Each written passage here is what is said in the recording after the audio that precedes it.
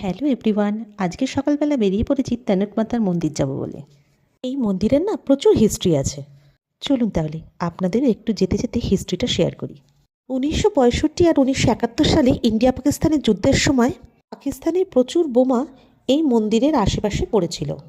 যেহেতু মন্দিরটা একদম বর্ডার লাগোয়া ছিল, সেই জন্য মন্দিরের আশেপাশে প্রচুর বোমা, প্রায় 200টা মতন বোমা পড়েছিল।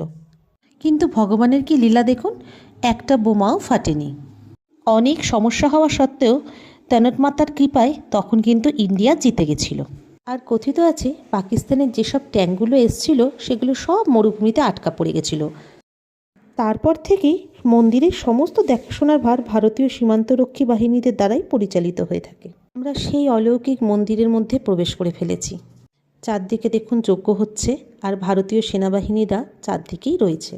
আর সেই যে আমি বলছিলাম যে 200খানা বোমা এখানে আশেপাশে পড়েছিল মন্দিরের, সেই বোমাগুলো কিন্তু এখানে এখনও সংরক্ষিত করা আছে। এই যে বোমগুলো দেখছেন, এগুলো কিন্তু সমস্ত পাকিস্তান থেকে আসা সেই বোমগুলো, যেগুলো একটাও ফাটেনি। সত্যি ঠাকুরের কি লীলা খেলা বলুন। উনি হচ্ছেন তেনট মাতা, যিনি আমাদের এত বছর ধরে রক্ষা করে চলেছেন। আর ওই যে দেখছেন ভারতীয় সেনারা, ওখান থেকে তেনট মাতার প্রসাদ দেওয়া হচ্ছে। আমরা এখান থেকে প্রসাদ গ্রহণ করে চারপাশটা ভালো করে ঘুরে দেখলাম। মন্দিরের চারপাশটা ঘুরতে ঘুরতে আমরা পৌঁছে গেলাম মন্দিরের পাশেই থাকা একটা মিউজিয়ামে। এই যে জিনিসগুলো দেখছেন, এগুলো কিন্তু সমস্ত সেই সময় যুদ্ধে ব্যবহার করা হয়েছিল। আর এর সাথেই আরেকটা ঘর রয়েছে, যেখানে সেই সময়কার যুদ্ধের সমস্ত ভিডিওগুলো দেখানো হচ্ছে।